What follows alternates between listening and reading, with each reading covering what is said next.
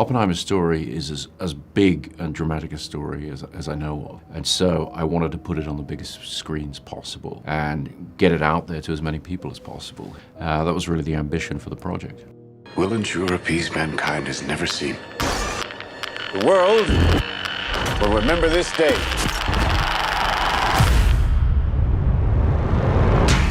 I've been interested in the story of J. Robert Oppenheimer for some time.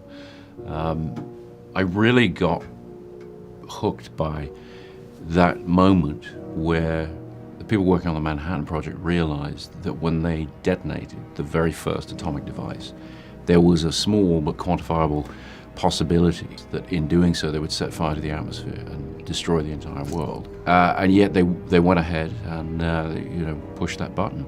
And I wanted to take the audience into that room and be there for those kind of momentous decisions.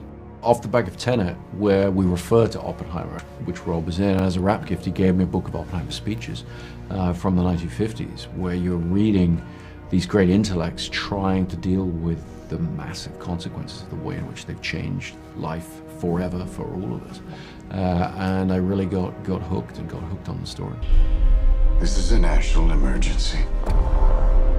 Detonator charged.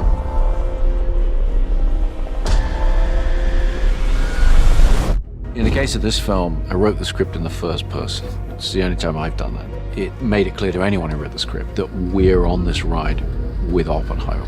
One of the first people I showed the script to was my visual effects supervisor, Andrew Jackson.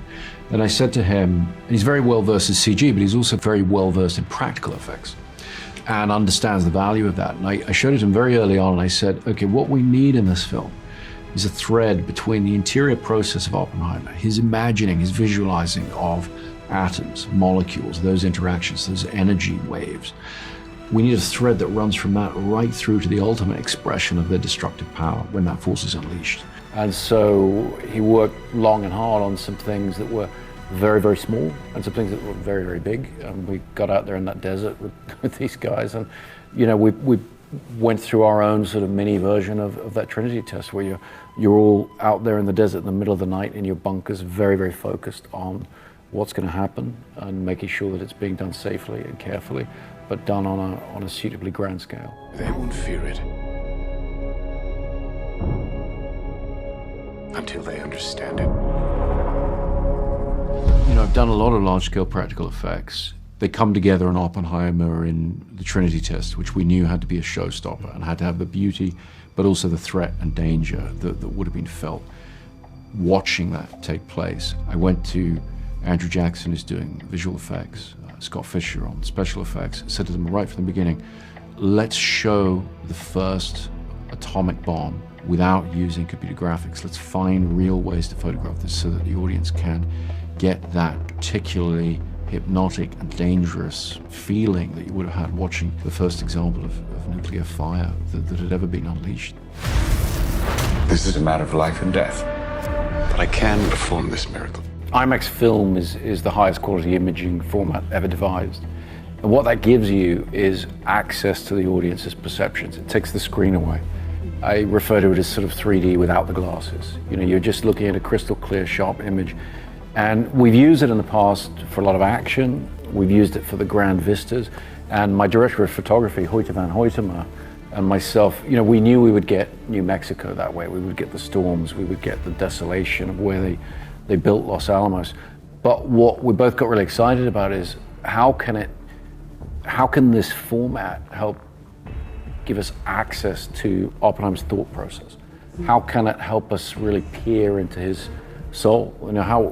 What happens when you apply that grand format to intimacy, to what these guys are doing, to really seeing the world through his eyes and trying to pick up the different layers of what everybody is thinking and feeling and all of the conflicts and paradoxical situations and ethical dilemmas that are going on. And we found that the format is a powerful tool for all aspects of cinema, really. And cinema is just about storytelling, and it's more than anything about the human element.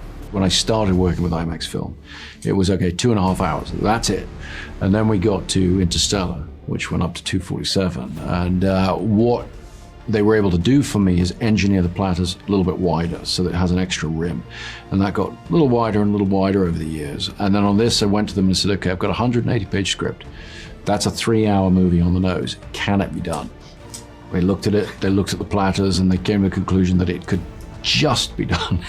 And they're telling me this is the absolute limit, because now the arm that holds the platter, we're right up against it. So this I think is finally the outer limit of running time for an IMAX film print. But shooting on that format, it gives you clarity and crispness that just takes you to a place. And so really in any of my films, whether it's giant vistas or exciting action set pieces, or in the case of Oppenheimer, there's a lot that, as you say, it's quiet and personal moments. It's just being with somebody and feeling that you're in their space and seeing the world the way, J. Robert Oppenheimer saw the world. When I'm writing, I try to be disciplined and not write with actors in mind, because then you're writing something you've already seen them do and it's limited.